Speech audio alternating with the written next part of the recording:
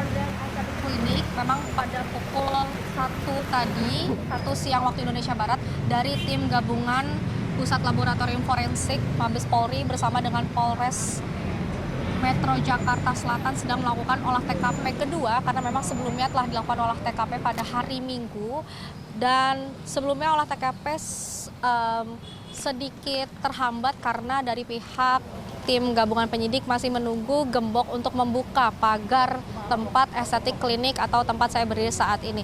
Memang terlihat pintu sudah mulai terbuka setelah ada gembok dan juga pintu utama klinik juga sudah dibuka saat ini dari pihak gabungan Pusat Laboratorium Forensik bersama dengan tim penyidik Polres Metro Jakarta Selatan sedang masuk ke dalam klinik untuk mencari barang bukti lainnya yang nantinya dikumpulkan sebagai penunjang untuk mengungkap kasus meninggalnya dari kepala rumah tangga mantan Jampitsus yakni Febri Adriansyah. Memang untuk garis polisi juga sudah dicopot atau terlepas begitu dan di dalam ada kurang lebih 2-3 tim penyidik dari Polres Metro Jakarta Selatan bersama dengan 2 petugas dari Pusat Laboratorium Forensik Mabes Polri. Memang jika kita berkilas balik seperti itu, Arlista, penemuan korban meninggal yang berinisial S berusia 42 tahun asal Banyumas ini kalau dilihat dari foto yang beredar itu tergeletak di tangga Modern Estetik Klinik. Yang menariknya adalah klinik ini sudah lama tidak beroperasi sejak COVID tahun 2019 dan terlihat dari adanya banyak sampah yang berada di sekitaran klinik. Lalu juga terlihat dari plafon yang bolong yang menandakan memang sudah tidak berfungsi kliniknya. Nah, ini salah satu tim penyidik juga sudah keluar dan memanggil anggota lainnya untuk memeriksa kembali apa saja yang ada di dalam klinik, apakah ditemukan barang bukti yang menjadi penunjang untuk mengungkap kasus meninggalnya kepala rumah tangga dari mantan Jampitsus Febri Adriansyah. Sementara itu, Arlista. Untuk penemuan dari S ataupun Sutrimo ini pertama kali ditemukan oleh siapa? Oke, baik Arlista, untuk korban Sutrimo ini ditemukan oleh warga yang melihat adanya korban yang tergeletak di depan klinik Modern Estetik ini. Akan tetapi kami belum mengetahui siapakah warga tersebut karena memang pada hari itu warga langsung menelpon ambulans dan juga langsung membawa korban Sutrimo ke rumah sakit di kawasan Taman Puring, Kebayoran Lama. Hingga saat ini pada saat saya sampai di TKP, saya juga tidak menemukan lingkaran ataupun tempat yang dinyatakan bahwa Sutrimo meninggal di depan klinik ini. Karena biasanya pihak kepolisian setelah melakukan olah TKP akan menandakan berupa lingkaran atau tanda silang sebagai bentuk petunjuk bahwa korban meninggal ataupun tergeletak di tempat kejadian perkara. Akan tetapi pada saat saya sampai, saya tidak menemukan hal itu sehingga saya tidak dapat memastikan apakah memang Sutrimo meninggal di depan klinik ataupun di tangga. Karena kalau kita melihat foto yang beredar, itu Sutrimo berada di tangga dengan keadaan mulut dan hidung sudah berbusa dan diselimuti oleh kain berwarna biru pink seperti itu. Memang untuk saat ini tadi pada saat proses dibukanya pagar, pihak dari Pusat Laboratorium Forensik bersama Polres Metro Jakarta Selatan langsung mengambil beberapa barang bukti yang berada di pekarangan klinik ini seperti sampah-sampah, lalu juga ada beberapa bingkisan seperti itu, bingkisan makanan, dan karena mungkin dinilai sudah tidak ada barang bukti yang bisa diambil, akhirnya dari pihak petugas Polres Metro Jaya bersama dengan Puslafor masuk ke dalam klinik dan mengecek kembali apakah memang ada kegiatan khusus di dalam klinik yang membuat Sutrimo akhirnya berhenti di klinik ini dan juga ditemukan telah meninggal dunia. Karena jika kita berdialog tadi bersama dengan salah satu petugas Sapam yang ada di sekitaran Jalan Kramat Pela, Kebayoran Baru ini, ia berkata bahwa klinik ini sudah tidak berfungsi atau tidak buka sejak COVID 2019 hingga tahun ini, yang mengartikan bahwa sudah lebih dari 5 tahun klinik tidak beroperasi.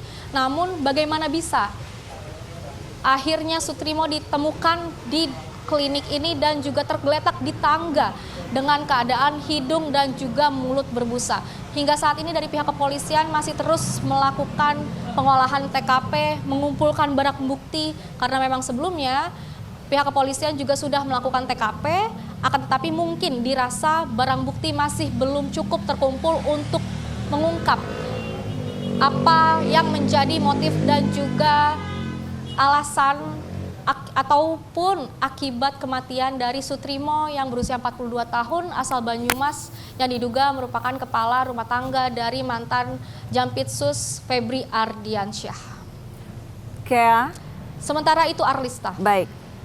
Kea, Anda tadi sampaikan bahwa untuk klinik sudah 5 tahun tidak beroperasi. Lantas adakah alasan kenapa Sutrimo berada di dalam ataupun di depan klinik tersebut? Apakah Sutrimo tinggal di klinik tersebut atau bagaimana? Kayak bisa Anda jelaskan?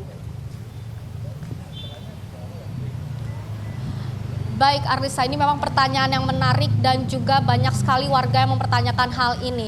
Tentunya pada saat saya dan tim sampai di TKP, saya berusaha untuk mencari informasi kepada tetangga-tetangga yang berada di sekitaran Kramat Pela, yakni warung di sebelahnya saya tanya, namun mereka juga tidak menjawab seperti itu. Mereka bahkan tidak mengetahui pada hari Kamis tersebut ada yang meninggal dan dibawa oleh ambulan pada pagi hari. Namun dari informasi salah satu Sapam yang berjaga di klinik kecantikan di sekitaran, ia berkata bahwa memang benar klinik ini tidak berfungsi sejak ataupun tidak buka, tidak beroperasional sejak tahun 2019, dan biasanya klinik ini selalu mati lampunya, namun akhir-akhir ini memang terlihat menyala. Akan tetapi dari pihak Sapam juga tidak dapat mengkonfirmasi siapakah pemilik dari klinik ini dan juga bagaimana bisa Sutrimo bisa masuk ke dalam klinik ini yang padahal klinik ini sudah tidak berfungsi sejak COVID 2019 lalu. Dan itulah yang menjadi pertanyaan hingga saat ini kami juga belum dapat memastikan apa motif dan juga bagaimana bisa korban Sutrimo masuk ke dalam klinik yang sudah tutup sejak tahun 2019 dan ditemukan meninggal tergeletak di depan klinik Morden Estetik Klinik. Karena Arlista, informasi yang beredar, Sutrimo mengatakan bahwa ia sakit lambung pada satu hari sebelumnya atau hari Rabu dan ia pergi ke klinik pada hari Kamis. Namun jika memang dia pergi ke klinik, ini merupakan klinik kecantikan, bukan klinik kesehatan. Sehingga ini merupakan hal yang membingungkan karena mengapa Sutrimo pergi ke klinik kecantikan bukanlah ke klinik kesehatan dan langsung ditemukan pingsan lalu meninggal dunia dengan keadaan mulut serta hidung berbusa warna putih. Hingga saat ini kami masih menunggu pernyataan lengkap dari Kabid Humas Polda Metro Jaya karena memang sebelumnya pihak Kabid Humas Polda Metro Jaya masih menyampaikan informasi bahwa hingga saat ini tim penyidik dari Puslapor Mabes Polri dari Polres Metro Jakarta Selatan masih terus melakukan penyidikan hingga saat ini masih terus mengumpulkan barang bukti untuk akhirnya memberikan kejelasan apa yang menjadi penyebab kematian dari Sutrimo. Baik, sepertinya ada kendala komunikasi dari rekan Kea Della Rosa di lokasi, di tepatnya di klinik Morgan di kawasan Kramat Pela, Jakarta.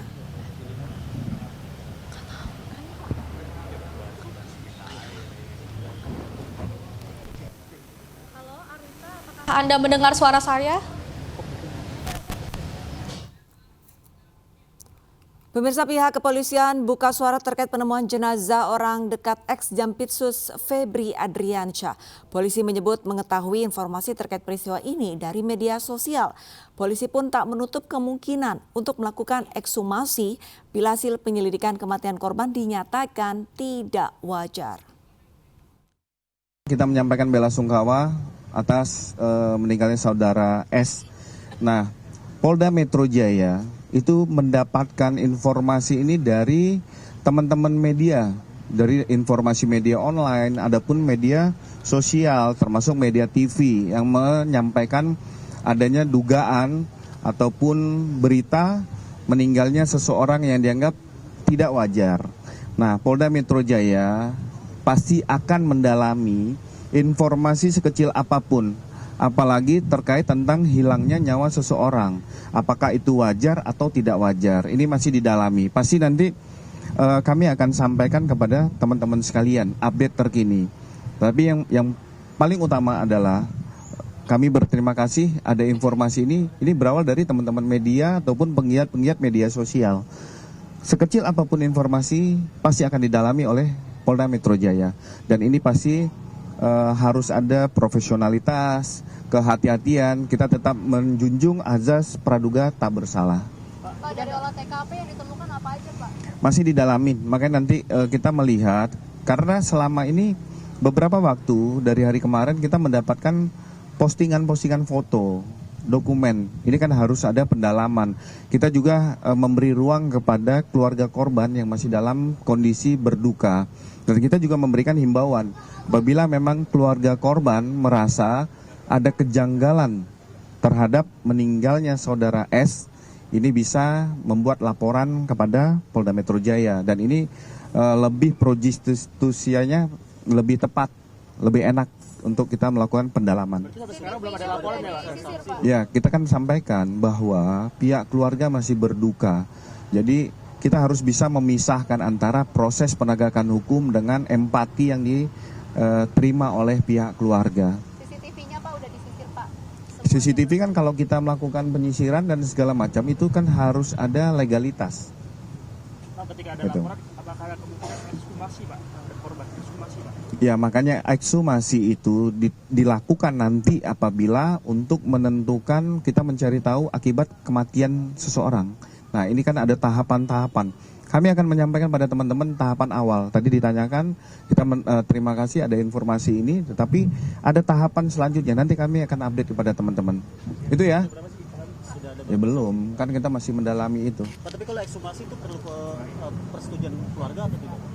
Kita melihat memang ada di dalam KUHP itu menentukan bahwa seizin keluarga ataupun tidak diberi izin apabila kematian tersebut dianggap wajar atau tidak wajar. Maka tahapannya nanti itu udah tahap akhir, nanti akan dilakukan ekshumasi.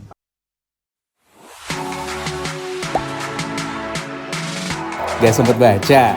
Dengerin aja, klik icon text to speech di okezone.com.